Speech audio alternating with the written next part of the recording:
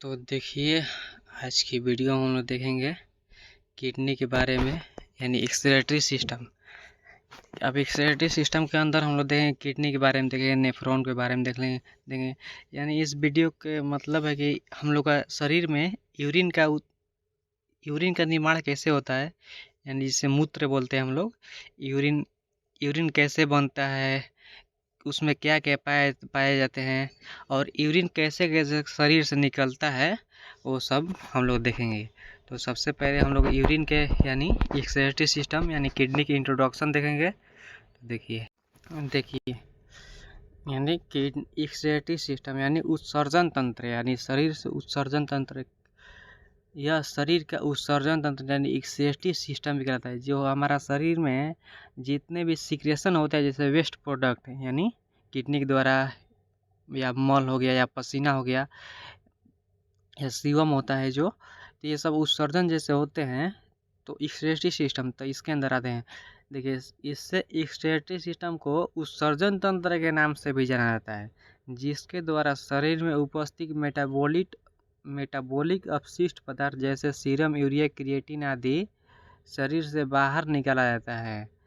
देखिए, अब excretory system के अंदर मतलब होता क्या है, जैसे हमारे शरीर में जितने भी मेटाबॉलिक वेस्ट प्रोडक्ट होते हैं, जैसे खराब पदार्थ जैसे हो गए, मल वगैरह हो गया, यूरिन वगैरह हो गया, सीवम वगैरह हो गया, यानी पसीना वगैरह जो हो गया, सीरम, यूरिया, क्रिएटिन होता है, वो शरीर से बाहर निकाले जाते हैं। इसके द्वारा किस सिस्टम के अंदर आता है, ये तो एक्सक्रीटरी सिस्टम के अंदर आता है। इसे हम लोग क्या बोलते हैं, उत्सर्जन तंत्र के नाम से भी बोलते हैं। देखिए, अब किडनी के बारे में हम लोग देखेंगे।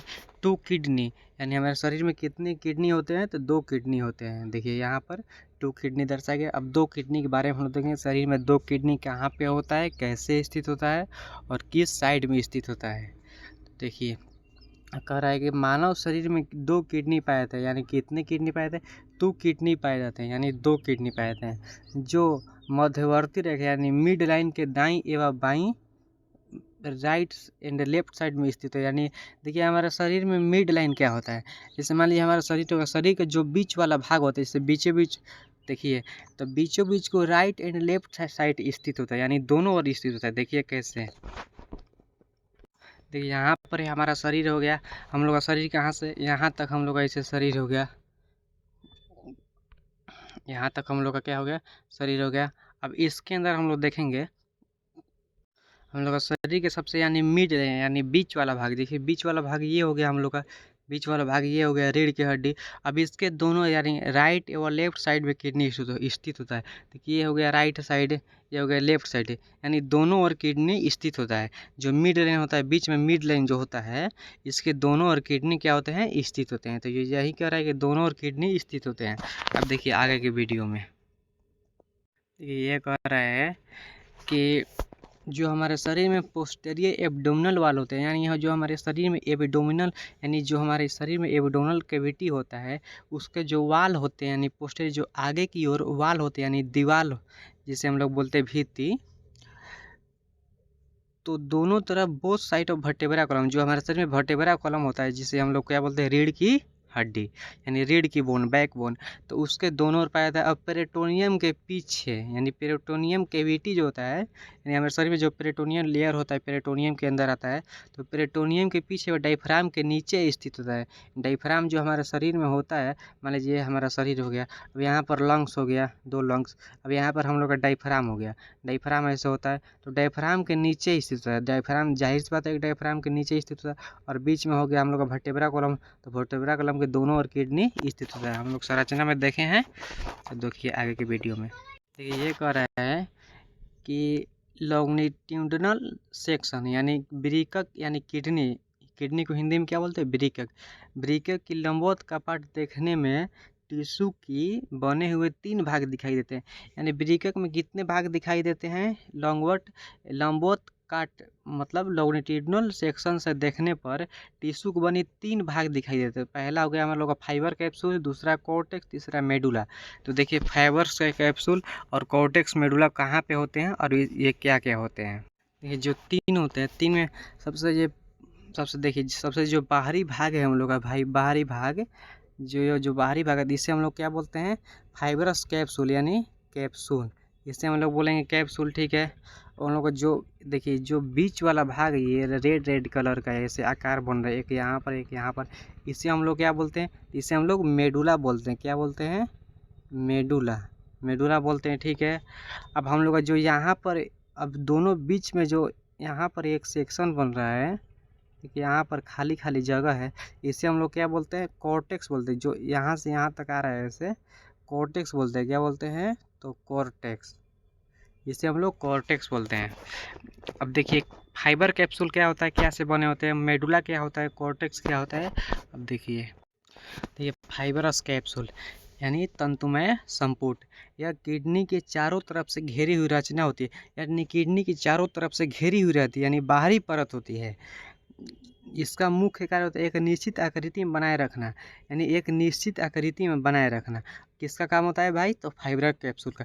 मान लीजिए ये हमारा किडनी है, कौन सा किडनी है, तो मान लीजिए ये हमारा किडनी है ऐसे। अब इसका ये फाइबर कैप्सूल सबसे बाहरी परत होता है जो एक निश्चित आकृति यानी मतलब एक निश्चित सीमा में इसको बनाए रखती है।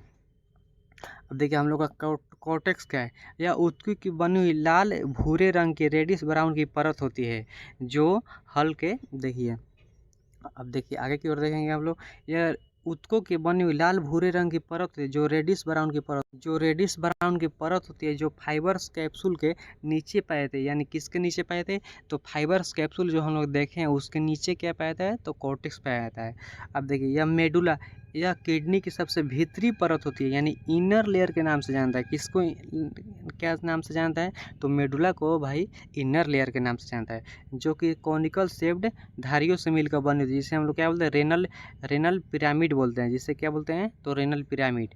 देखिए आप रेनल पिरामिड क्या होता है, देखिए हम लोग का ये किडनी हो गया, किडनी के सबसे जो हमारा बाहरी परत है यहाँ पर, ये हम लोग का क्या हो गया, कैप्सूल हो गया, क्या हो गया, कैप्सूल, ठीक है। अब कैप्सूल सबसे इसका कार्य होता है एक निश्चित सीमा, मतलब कि इसको यहीं तक आकृति में बनाए रखता है एक निश्चित सीमा में, ठीक है। अब देखिए अब हम लोग का कॉर्टेक्स भाग क्या होता है, तो कॉर्टेक्स भाग होता है कि कॉर्टेक्स फाइबर कैप्सूल के नीचे होता है, ये हमारा फाइबर कैप्सूल हो गया। अब इसके नीचे क्या होता है, कॉर्टेक्स, अब इस वाले भाग को हम लोग क्या बोलते हैं, कॉर्टेक्स बोलते हैं, इस वाले भाग को, ये जितने भी भाग हैं इसको हम क्या बोलते हैं, कॉर्टेक्स बोलते हैं, क्या बोलते हैं, कॉर्टेक्स। और कॉर्टेक्स रेडिश ब्राउन यानी भूरे व हल्के लाल रंग की, देखिए ये भूरे है व हल्के लाल रंग की परत होती है। अब देखिए तीसरा हम लोग देखेंगे मेडुला, मेडुला क्या होती है, मेडुला देखिए ये जो आकृति बना है, एक यहाँ पर, एक यहाँ पर बन रहा है, एक यहाँ पर बन रहा है, एक यहाँ पर, एक यहाँ पर, इसे हम लोग क्या बोलते हैं, मेडुला बोलते हैं। तो क्या बोलते हैं, मेडुला। अब मेडुला क्या होता है भाई, तो मेडुला कॉनिकल शेप्ड धारियों की बनी हुई संरचना होती है, यानी इसमें माइनर माइनर ऐसे ऐसे धारी होते हैं, क्या होते हैं, माइनर माइनर धारी होते हैं इससे, जो मेडुला होते हैं। अब मेडुला क्या से बने होते हैं, कॉनिकल शेप धारी। अब इसका एक और नाम होता है, क्या नाम होता है, तो इसका नाम होता है रेनल पिरामिड, यानी रेनल REN रेनल पिरामिड, इसको क्या बोलते हैं, रेनल पिरामिड, ये है हमारा रेनल पिरामिड। अब देखिए हम लोग देखेंगे, यानी ब्रीकक यानी किडनी एक सेम के आकार के बीन शेप्ड की संरचना होती है। तो किडनी कैसी होती है, सेम के आकार यानी बीन शेप्ड की संरचना होती है, जिसकी लंबाई लगभग 10 से 12 सेंटीमीटर और चौड़ाई 5 से 6 सेंटीमीटर, व वेट भार लगभग 150 ग्राम, ये लगभग में होगा, किसमें होगा, लगभग 150 ग्राम होता है किडनी का। ये यहाँ से ऑब्जेक्टिव आता है कि किडनी का आकार कैसा होता है, तो पहला ऑब्जेक्टिव हो गया बीन शेप्ड, दूसरा हो गया 10 से 12 सेंटीमीटर लंबाई, तीसरा हो गया किडनी का चौड़ाई कितना होता है, 5 से 6 सेंटीमीटर, तीसरा हो गया आपका, चौथा हो गया हमारा किडनी के भार कितना होता है, तो 150 लगभग 150 ग्राम। अब देखिए आगे, तो यहाँ पर देखिए ध्यान से देखिएगा, यहाँ पर क्या करा है, वीडियो को स्किप मत कीजिए। आज किडनी के बारे में हम पूरा बताएंगे, यूरिन कहाँ पे निर्माण होता है और यूरिन कैसे निकलता है और उसका रास्ता क्या होता है और कहाँ पर क्षमता है, यानी कहाँ पर फिल्ट्रेशन होता है। देखिए किडनी के मुक्त सतह यानी फ्री सरफेस ऑफ किडनी पर गड्ढे के समान, यानी एक गड्ढा के समान, यानी खाल जिसे हम लोग बोलते हैं, गड्ढे के समान संरचना होता है, जिसे हम लोग क्या बोलते हैं, हाइलम और रेनल हाइलम के नाम से। इससे होकर किडनी की रेनल आर्टरी, रेनल वेन व लिम्फेटिक व नर्व्स व यूरेटर वृक्क के अंदर बाहर आते हैं व जाते हैं। ये कह रहा है किडनी में एक गड्ढे के समान संरचना होता है जिसे हम लोग क्या बोलते हैं, रेनल हाइलम या रेनल हाइलम, वहीं रेनल हाइलम या हाइलम बोलते हैं। अभी इसके अंदर हाइलम क्या होता है, तो इसके अंदर जितने भी हमारे वेन होते हैं, वेन आर्टरी हो गया, renal artery, renal vein, nerves हो गया, लिम्फेटिक वेसल एवं यूरेटर, एक यानी एक रास्ता होता है, इसके द्वारा बाहर आते हैं। जैसे रोड होता है तो रोड के द्वारा गाड़ी आ रहा है, गाड़ी जा रहा है, तो इसी प्रकार से ये प्रवेश करते हैं व बाहर निकलते हैं। देखिए अब संरचना के अनुसार ये हमारा जितने भी यहाँ पर भाग हैं, यहाँ पर ये इसे हम लोग क्या बोलते हैं, ये जितना भी हम पीला वाला दिख रहा है इसे हम लोग क्या बोलते हैं, हाइलम या रेनल हाइलम। क्या नाम है इसका, हाइलम या रेनल हाइलम। अब इसमें से होकर देखिए हमारा रेनल आर्टरी, इसमें से होकर हमारा रेनल आर्टरी ऐसे प्रवेश करता है और रेनल वेन प्रवेश करता है, वह आता है वह जाता है। रेनल वेन हो गया हमारा, देखिए यूरेटर हो गया, यूरेटर इसी से होकर ऐसे जा रहा है वह ऐसे आ रहा है, हो गया यहाँ पर यूरेटर हम लोग का। रेनल वेन हो गया, मतलब इससे होकर ये एक रास्ता होता है, इससे होकर हम लोग का हाइलम, हाइलम का कार्य क्या होता है, तो हाइलम से होकर रेनल आर्टरी व रेनल वेन, यूरेटर एवं नर्व एवं लिम्फेटिक वेसल्स बाहर आते हैं एवं अंदर जाते हैं। रेनल पेल्विक का यही काम होता है। अब देखिए यहाँ पे कह रहा है कि किडनी में यानी वृक्कों में यानी दोनों किडनी में एक कीप के समान यानी फ्यूनल शेप्ड की संरचना होती है जिसे हम रेनल पेल्विक कहते हैं, जिसे हम लोग क्या बोलते हैं, रेनल पेल्विक कहते हैं। क्या बोलते हैं, रेनल पेल्विक। अब ये इस रेनल पेल्विक का कार्य क्या होता है भाई, तो रेनल पेल्विक किडनी के जो बना है, किडनी के द्वारा जो यूरिन बनता है यानी मूत्र बनता है यानी लिक्विड, तो वो उसके कोलेक्टिंग यानी कोलेक्शन करता है, माने संग्रहण करता है, संग्रहण प्लेस के नाम से ही से जाना जाता है। देखिए यूरिन के लिए संग्रहण यानी कोलेक्शन का कार्य करती है। किडनी के द्वारा रेनल पिरामिड की तरह वृक्क में रेनल पेल्विक की कई सारी शाखाएं धारियों को, जिन्हें रेनल कैलिक्स के नाम से जाना जाता है, जो 2 प्रकार के होते हैं। देखिए अब हम लोग क्या कर रहा है, किडनी में एक कीप के समान यानी कप जो होता है हमारा, अब कप जाहिर सी बात है कि कप खाल होता है, तो खाल होता है कप, तो कप में जाहिर सी बात है कि कुछ रखने पर हम लोग का कलेक्शन यानी संग्रहण होगा यानी इकट्ठा होगा। तो यूरिन में, किडनी में रेनल पेल्विक जो होता है उसमें रेनल पेल्विक कार्य होता है, जो यूरिन होता है यूरिन को कलेक्शन करता है यानी एक जगह बना कर रखता है, यानी अपने अपने थ्रू इकट्ठा करता है रेनल पेल्विक में। अब देखिए रेनल पेल्विक कहाँ पे होता है, देखिए अब यहाँ पर हम लोग क्या देखेंगे, किडनी में एक कप के समान यानी खाल, यहाँ पर जो हम लोग का ये वाला भाग दिख रहा है, जो यहाँ पर ये इतना जो भाग दिख रहा है, ये मतलब कप के समान यानी गड्ढा यानी खाल एक संरचना बनता है यानी फ्यूनल शेप्ड यानी कप के समान। अब इसका भाई कार्य क्या होता है भाई, तो इसमें जो हमारे किडनी के द्वारा यूरिन बनते हैं तो इसका इसमें कोलेक्शन यानी संग्रहण यानी इकट्ठा होता है। ठीक है, अब यहाँ से देखिए 2 क्या निकलते हैं, तो कैलिक्स निकलते हैं यानी धारी के समान संरचना होते हैं, जिसे हम लोग क्या बोलते हैं, कैलिक्स बोलते हैं। अब उसके कैलिक्स कितने प्रकार के होते हैं, तो भाई तो कैलिक्स 2 प्रकार के होते हैं, यानी पहला हो गया आपका माइनर कैलिक्स और दूसरा हो गया मेजर कैलिक्स। अब देखिए कैलिक्स कहाँ पर होते हैं, कैसे होते हैं।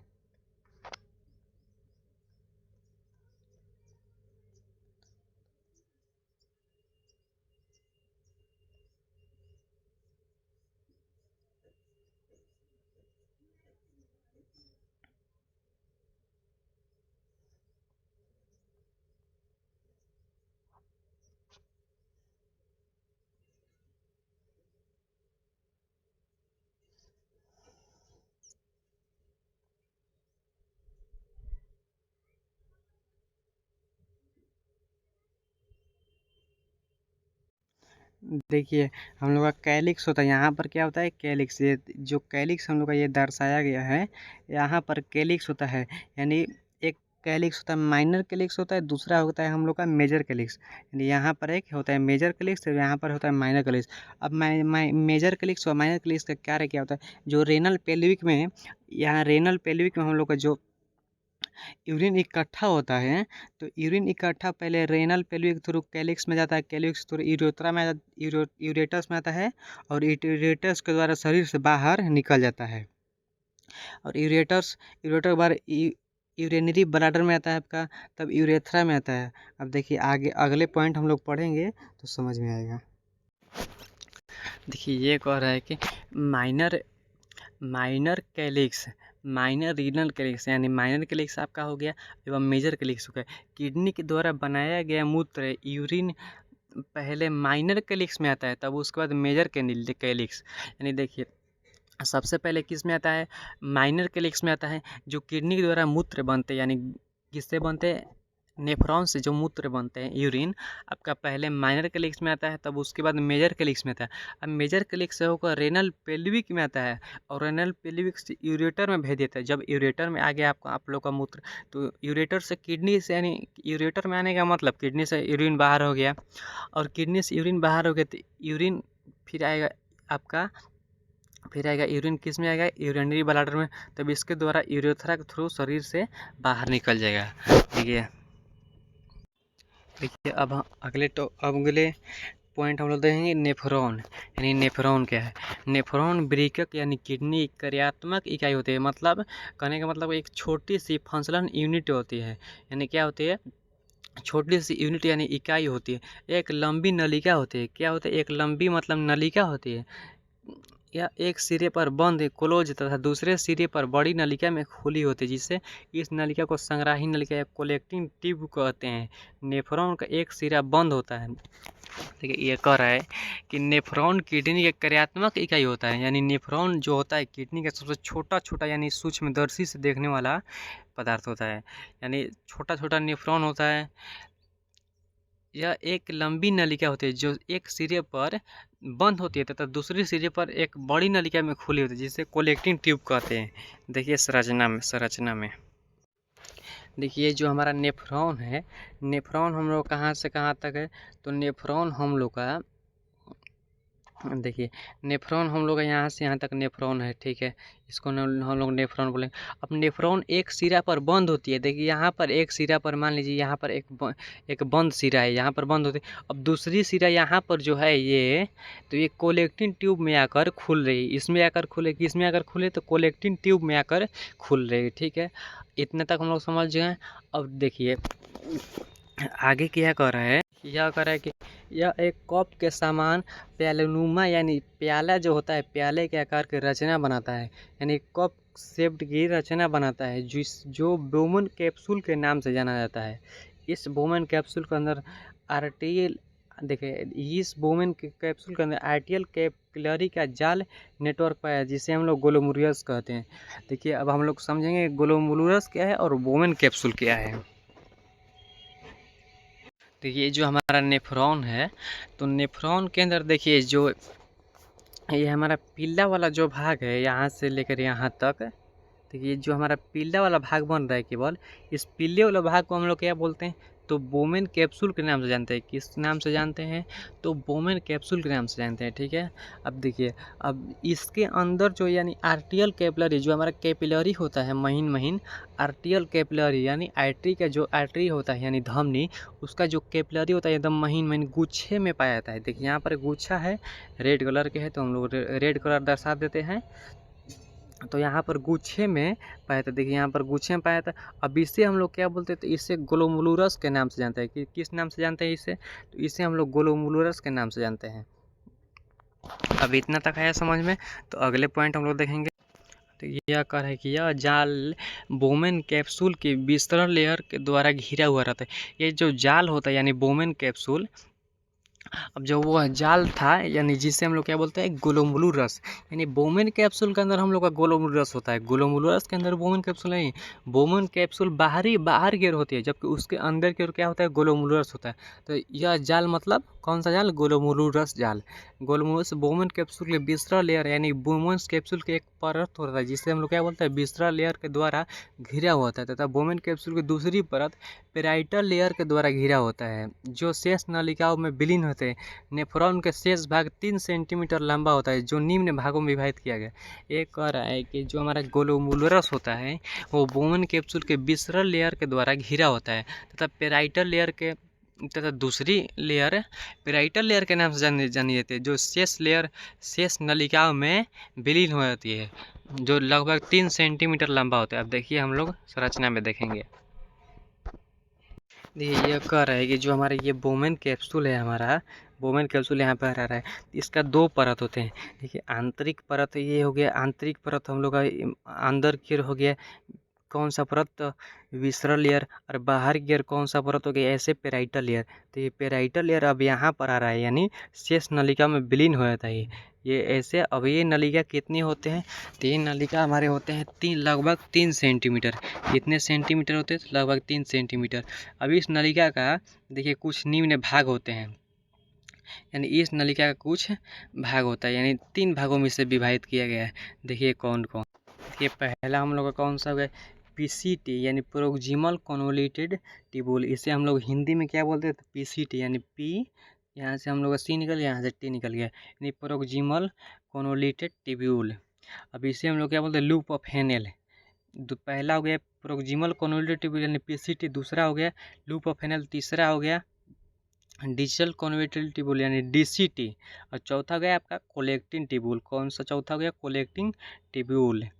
अब देखिए ये कहाँ कहाँ से और कितना होते हैं, इसमें हम लोग देखेंगे कि पहला हम लोग क्या कहता है, प्रोक्सिमल कन्वर्टेड ट्यूबुल, जो यहाँ तक भाग है, यहाँ से लेकर यहाँ तक, यहाँ से लेकर यहाँ तक, इसको क्या बोलते हैं, प्रोक्सिमल ट्यूबुल यानी प्रोक्सिमल कन्वोल्यूटेड ट्यूबुल यानी पीसीटी। अब दूसरा हम लोग का क्या होता है, तो दूसरा हम लोग का होता है हेनेल लूप। यानी देखिए जो पतला वाला भाग है ना, यहाँ से लेकर के केवल यहाँ तक, यहाँ से लेकर यहाँ तक, इससे हम लोग क्या बोलते हैं, Henle loop, HENL, Henle loop, LOOP loop, Henle loop या लूप ऑफ हेनेल बोलते हैं। अब देखिए तीसरा भाग होता है यहाँ पर डिजिटल कन्वोल्यूटेड ट्यूबुल होता है, यानी DCT होता है। यहाँ पर ये ऐठे हुआ भाग होता है, यहाँ पर ऐठा हुआ भाग होता है, इसे हम लोग क्या बोलते हैं, डिजिटल कन्वोल्यूटेड ट्यूबुल। ठीक है, नेफ्रॉन का। अब तीसरा हम लोग का होता है, तीसरा भाग हम लोग का होता है, तीसरा भाग हम लोग का होता है कौन सा होता है, तो डिजिटल, तीसरा हम लोग का होता है डिजिटल कन्वोल्यूटेड ट्यूबुल हो गया। अब चौथा हम लोग का कलेक्टिंग ट्यूबुल है, जैसे जो मोटी भाग होता है यहाँ पर, यहाँ से लेकर यहाँ तक मोटी नलिका, यानी लंबी नलिका है वो मोटी नलिका होती है, यहाँ से लेकर एक कौन सा भाग होता है, तो कलेक्टिंग ट्यूबुल, COLLECT यानी जो कलेक्टिंग ट्यूबुल होती है।